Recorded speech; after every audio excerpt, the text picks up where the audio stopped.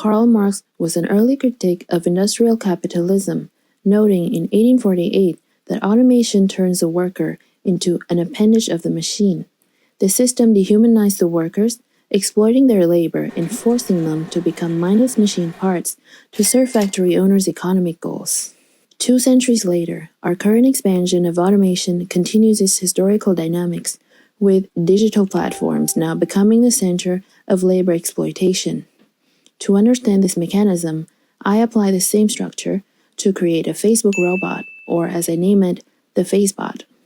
The FaceBot is an artificial intelligence robot with a robot brain that controls its arms and legs made of Facebook users.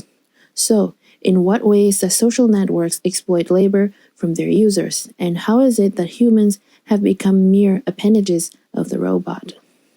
Della Smith proposed in 1977 that the real commodity that mass media produces is not free content for the audience, but the audience themselves.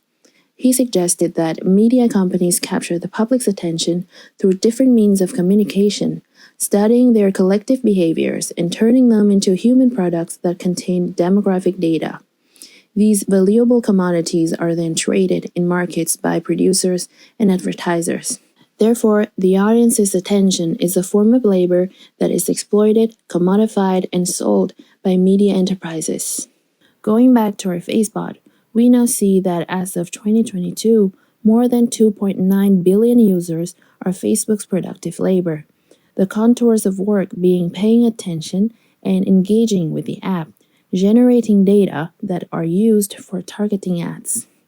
Simply put, every minute you spend on social network is a minute spent making money for tech companies, and clearly they are not paying you for your labor.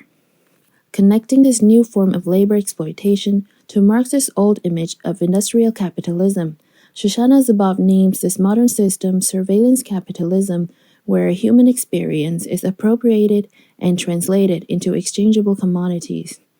Whether it's 19th century capitalism or surveillance capitalism, the everlasting issue here is with the people that control these robots. Kate Crawford shed light on the reality of AI systems and the power structures that they serve, stating that the real stakes of AI are the global interconnected systems of extraction and power.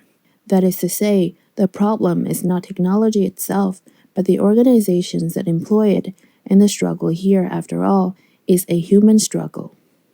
Again, let's look at our FaceBot. There are actual humans behind the brain that commands its actions.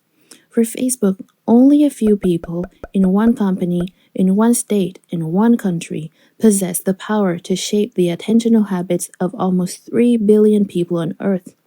They are exploiting users' free labor for their own benefit, directing us towards their engagement goals, such as maximizing the number of likes, clicks, and page views. There's a huge gap between these goals and our goals, such as reading a book, playing the piano, or simply spending more time with family. It is scary to think that we are not living our lives as free humans, but as technological zombies, and that we are losing the autonomy to make our own choices. For these reasons, in replacement of the FaceBot, I propose the U-Bot, with a human brain that is fully in control of its arms and legs made of digital devices.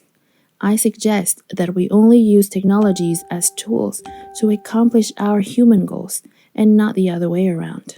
Of course, this is a loosely built solution for such a massive systemic issue, but it is an invitation for you to rethink our interactions with social media and our devices so that we don't become the human slaves to other human enslavers.